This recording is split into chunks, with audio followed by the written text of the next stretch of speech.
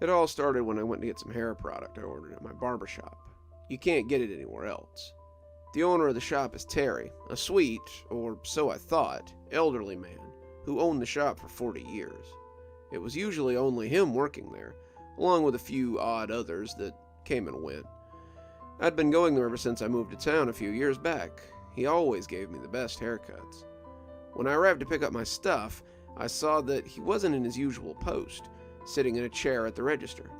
Instead, I saw a silhouette in the back room behind a curtain. I heard some pretty unsettling choking noises coming from behind that curtain, too. I thought Terry might have been choking, so my hero instinct kicked in, and I rushed to the back room to assist with what I thought was a choking Terry. As I was about to pull the curtain back, Terry came out at an extreme speed and said he was choking on a sandwich for a second, but it had come back up. I felt relieved, but also a little confused. Terry looked frazzled, unkempt, sweaty, like he had just gotten in a fight or been lost in the forest for a couple of days. He brushed it off and gave me my hair product.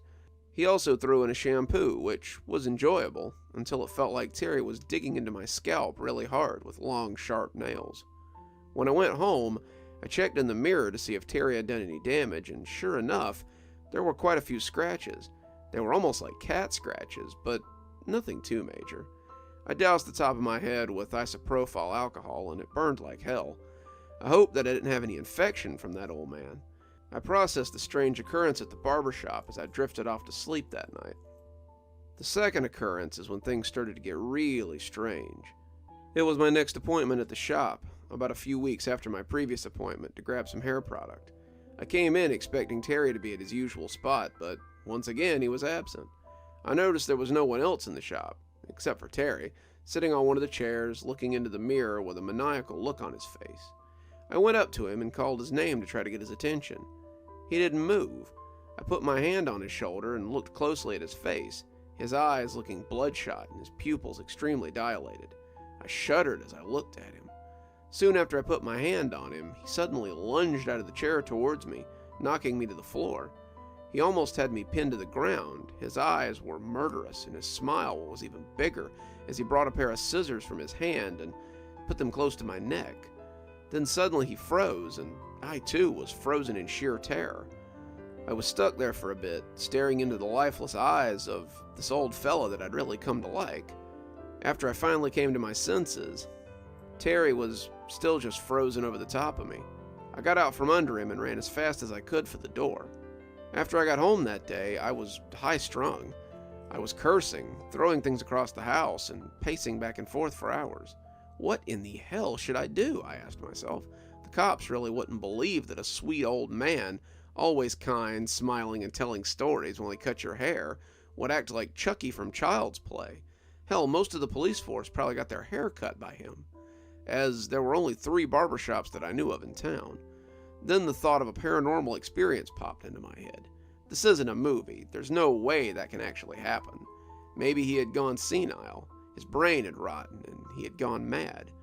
I tried to stop myself thinking about Terry's delirious behavior, and finally got to bed. I ended up doing it anyway. I phoned the police the next day and told them the gist of what had happened, how Terry had tried to assault me with a pair of scissors. They had me come down to the shop for their investigation, because I was the only witness. When I got there, I told them in great detail what had happened the day before. When I finished the story, I could tell that they didn't really believe me. Terry was the only one at the shop when the police arrived, and he seemed to be back to his usual sweet old man self, contrary to the demon I had encountered just the day before.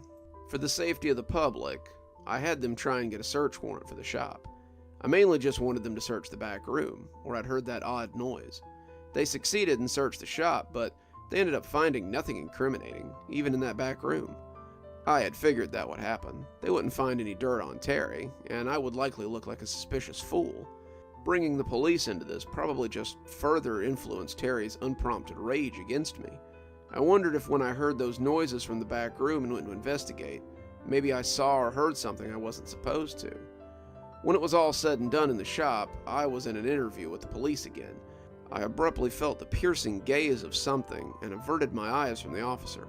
Standing in the shop window was Terry, his pupils the size of dimes and an unnatural cannibalistic grin on his face. It made me let out a shriek, and the officer looked at me concerned. "You all right, son?" "Yeah, just a sharp pain in my leg." My eyes again drifted back to the spot where Terry had been standing, but he was no longer there. The officer then looked to where I was looking. "What you looking at, kid?" "Nothing. I thought I saw a reflection or something, but it's not there anymore." I wrapped up the interview as quickly as possible, as I knew it was a waste of time. At that point, I knew that Terry wanted to settle this man-to-man. I was going to have to take matters into my own hands, it appeared. I went home and began planning, trying to build up the strength to go back to the barbershop from hell. When I was finally ready, I grabbed a camera for capturing evidence and a knife for self-protection. I didn't want to bring anything else as to remain a little inconspicuous. I went late at night, as I had the feeling that Terry knew I was coming. He would leave the door unlocked for me. I knew now that whatever Terry was, he sure wasn't human, or at least he wasn't anymore. When I arrived at the shop, my intuition proved correct. The door was indeed unlocked. As I entered, I suddenly wondered what had happened to that sweet old man who used to cut my hair. What had happened to him? Was he faking it all along, or had something done away with the kind old man I remembered? I quickly brushed the thought away when I saw the shop was pitch black, except for a faint, glimmering light coming from behind the curtain leading to the back room. I regretted not bringing a flashlight. The atmosphere was eerie, and it gave me the chills. I slowly walked to the red curtain, expecting something wicked on the other side. I cringed as I quickly pulled it aside, but there was nothing. The lone light source was coming from a few candles on a table, melted wax all over it. I began searching in the back area. It had a wooden floor with a couple of stalls, dirty rags and hair scattered all across the floor. After searching for a few minutes and finding nothing, I was starting to think about calling it quits, which, looking back now, I really should have done. I was on my way out when I suddenly heard a faint banging noise. As I went to investigate, I found that the noise was coming from the floor of one of the stalls. I kicked the dirty rags and hair covering the floor aside and lifted up a rug. Underneath it was a small trap door, cut to look flush with the floor. "Wonder how the police didn't find that," I said, and snapped a picture. I lifted up the hatch to find a narrow, dark pit staring back at me, the only way down being a rickety ladder. As I descended the ladder, I realized it was taking quite a long time. I wondered how Terry, or whoever made this place, had managed to dig this pit so deep underground. As I continued thinking, I was interrupted by my feet hitting the ground. I turned around and was met with an almost pitch-black hallway, the only light being let in through the window of an industrial steel door at the end of the hall.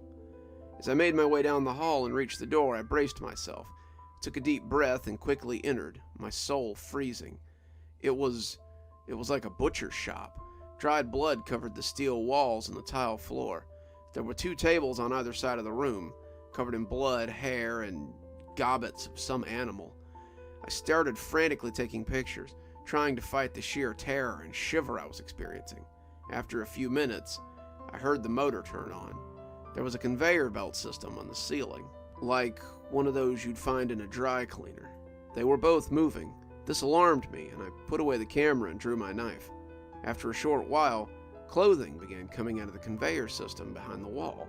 At first, they just looked like poorly made furs, but upon closer inspection, they were definitely not furs. They appeared dried with blood. The fur had been sewn into splotches, as you could see the hide underneath. I spotted a nipple on one of them and was revolted. That's when I realized that these coats were made not from animals, but from humans. The fur on the coats was human hair, and the hide was the skin from a torso. That's when I let out the shrillest scream I had probably ever made. I became frantic, and I was running to the exit. I slipped in a pool of fresh blood and dropped my knife. As I stumbled, trying to get myself back up, I heard the door that was on the other side of the room open, my scream probably alerting whatever was coming. When I thought my heart couldn't go any faster, I saw what was coming through that door. It looked like Terry, judging by the uniform it had on. It had a mask made of hair, with bloody teeth lining the mouth hole. It was armed with a pair of massive shears in one hand, and a straight razor in the other. We stood still and looked at each other for a second. I was freaking out at that point and was frozen in place. I wanted to leave as fast as I could, but my body just wouldn't move. Then the thing started sprinting towards me. and my adrenaline must have really kicked in, because I got up and ran faster than I had ever run in my life. I got to the other side of the steel door I came through and slammed it before the thing could get to it. I bolted down the hallway and started climbing the ladder, afraid it would break with the speed with which I was climbing. I could hear that thing breaking down the door that I had slammed in its face. Finally, I reached the top and threw down the hatch of the trapdoor. I moved a cabinet that was on one of the stalls to the top of the trapdoor and hopefully trapped whatever it was down there. I ran out of that shop in a dazed frenzy. I kept running until I reached home. I passed out that night, and the first thing I did when I woke up was call the police. I still sounded panicked then and could barely begin to explain what was going on.